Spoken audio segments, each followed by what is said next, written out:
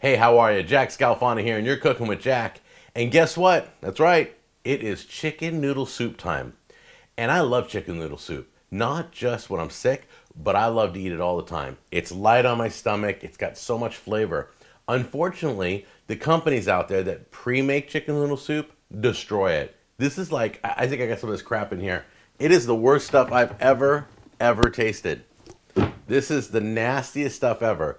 Take a look at this. All right, here we go. That's the Campbell's Chunky. Now, this is supposed to be like top of the line chicken noodle soup above the regular Campbell's. Oh, I won't even buy that stuff. This is like in a pinch, but look at this nastiness. Oh man, this stuff's just gross looking. Come on, do you see that? It doesn't even look good before it comes out. But let's take a look at that. Okay. Now here's what drives me nuts. First of all, everything is all soggy in there, okay? But I mean, if you look at this meat, look how little bit of meat you get, right? Yeah, I know, I'm touching my fingers, who cares?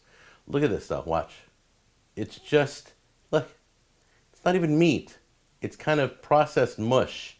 So there you go. Sorry, I hope I didn't ruin your appetite. Now we're gonna show you how to do it right. But before I show you the recipe, okay, before we get into this, I wanna talk about some upcoming episodes, okay? This one right here is the Samurai Shark, and it claims to, what does it claim to do? The only sharpener that you'll ever need. It even sharpens serrated knives. It is a Billy Mays product, may he rest in peace, and as seen on TV. Anyway, it's supposed to tungsten carbide steel sharpening blades. It's supposed to be like 1, 2, I mean like razor sharpening.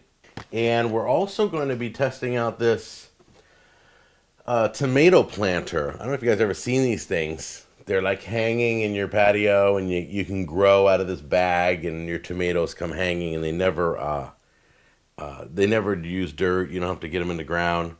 Anyway, world's easiest way to grow vegetables. So we're gonna see if this thing works. We also have what else? What else? You guys have given me so many great suggestions. The 100th episode. A lot of you want cake, but you want cake. I don't know why for the 100th episode. So we may go somewhere, and because I don't do cake, you guys have seen me frost. It's a train wreck. So we might go on a field trip to have a cake made for my 100th episode. It's going to be great. Maybe. But then I thought about also doing a barbecue rib episode. And then I thought about, anyway, keep the suggestions coming. 100th episode. It's not for a while yet, but we're getting there fast. Give me your suggestions on what we should do.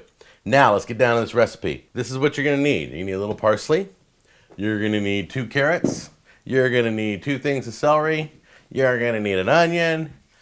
3.5 pounds of chicken breast. You can mix in dark meat. In fact, the original recipe asks for dark meat too. But I prefer just white meat in my chicken noodle soup. Do whatever you want, okay? And then you're going to have 16 cups of chicken broth. And then you're going to have a pound of these wide egg noodles, okay? We're gonna put in 16 cups of chicken broth to start off. Now remember, you don't have to write this recipe down. It's gonna be in the description box below. So don't even worry about it, okay? And if you don't like buying chicken broth, you can make your own chicken broth by just boiling chickens and straining out all the liquid, getting rid of all the bones and the fat and everything like that. This is a very simple, easy recipe. Looks good. Now let's get our chicken. Okay, remember to wash your hands anytime you're handling food. 3.5 pounds of chicken. I have mine with the bones. We'll remove the bones and the skin later. Right now we want all the flavor in there. Look at that. It's right at the rim. I like living on the edge. All right, we're going to cook this for about 20 minutes. We're going to bring it to a boil and then simmer for 20 minutes, okay? So once it starts boiling, lower the flame and bring it just to a little tiny bubbles, okay? And simmer for 20 minutes. That should thoroughly cook the chicken. If not, cook a little longer. Each stovetop is a little bit different. Okay, now, instead of standing here trying to wait for this to boil, just watching it and wasting time, go chop up your vegetables, okay? Then come back. Keep an eye on this. But go work on something else. Don't waste time when you're cooking in the kitchen. You're watching the Cooking with Jack show. We'll be right back right after this message. Hey, how you doing? Jack Scalfani here to tell you about my line of sauces. It's called the best barbecue sauce you'll ever taste. It's so good, we made a hot one. There it is. If that's not good enough, we made the best teriyaki sauce you'll ever taste. Bam! And to make it even better, we just released the best gourmet seasoning you'll ever taste. Go to thebestsauces.com, 100% guarantee. We do free shipping anywhere in the United States. Go to thebestsauces.com. I'll be there waiting for you. And now, back to the Cooking with Jack show. That's what it looks like at a boil. So I'm going to take that and I'm going to bring it down to a simmer. Let me show you what a simmer looks like. And that is more like a simmer. You have a few little bubbles and it's still kind of movement and still liquid is leaving. It's really beautiful. I'm just going to let you know I added a few minutes to this. So I spent about 30 minutes simmering these because they're nice and thick. But you can see all the way in there, the meat is fully cooked.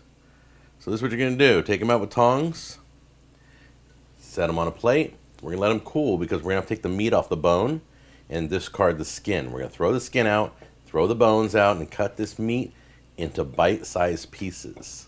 Now, as you know, my knife skills are horrible, but let's get started on taking the meat off. You can do it the old-fashioned way.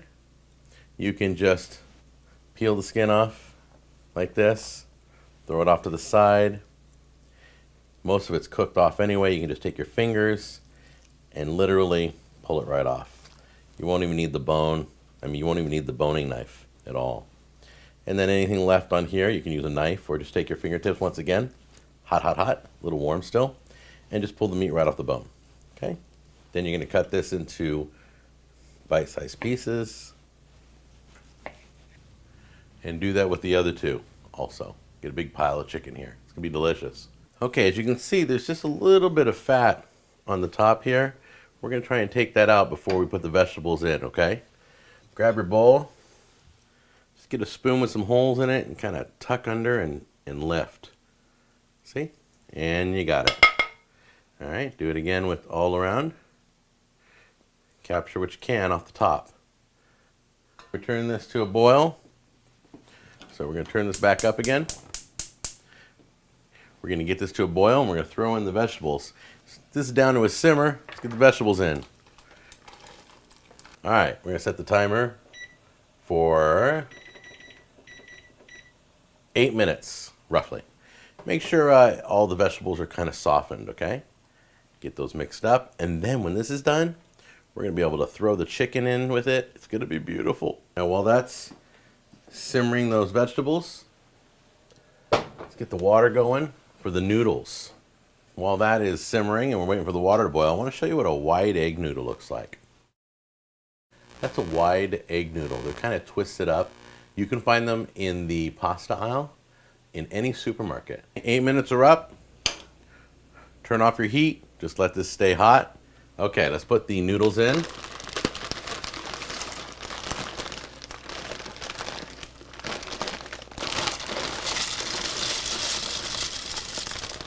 Be sure to give it a stir so it don't stick together. Now when you put the noodles in, it's a good time to put the chicken now into the broth. Let those flavors meld together and try not to splash like I'm doing. Just go a little easy. You want those vegetable flavors to cook in with the chicken meat. Okay? Oh, that looks good.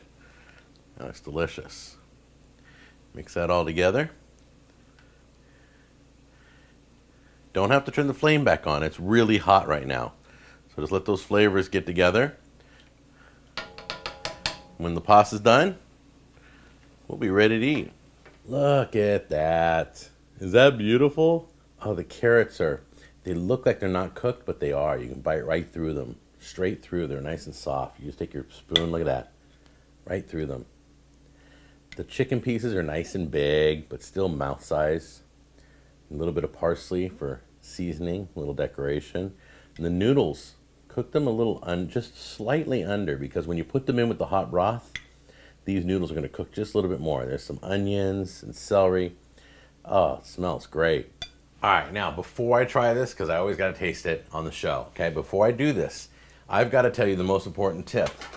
Okay, the pasta, when you're done straining your pasta, do not, write this down, Do not put this pasta in with the broth, with the soup, okay? Always leave your soup mix separated from your pasta. Same when you make pasta with with spaghetti sauce, keep them separate until you're ready to eat. Never bring any macaroni together or pasta or whatever you want to call it. Never bring it together with the liquid until it's ready to be served. So you're going to put just a drop of water in a Ziploc bag with all these noodles. Just keep it separate, okay? Save it in a Ziploc, let up all the air, and then you're going to bring the soup with it when you're ready to serve, okay? Did you write that down? You didn't write that down. I know you. I wouldn't have wrote it down either. Now, time to try this. And I have this down to a science. Check this out. I have a spoonful of chicken and a noodle and a piece of onion and a piece of celery and a carrot all in one spoon. Look at that. Is that a science? With a little bit of parsley and broth. All right, here we go. If you want to impress grandma, make this. She'll be blown away. She'll be like, how did you do that? Mom and dad, they'll flip over this. Oh, so much flavor. This tastes real. Add a little salt and pepper for flavor, how you like it. Boom, you're done. Here's my bread and butter. Hey, I'll see you on the next Cooking with Jack. Take care.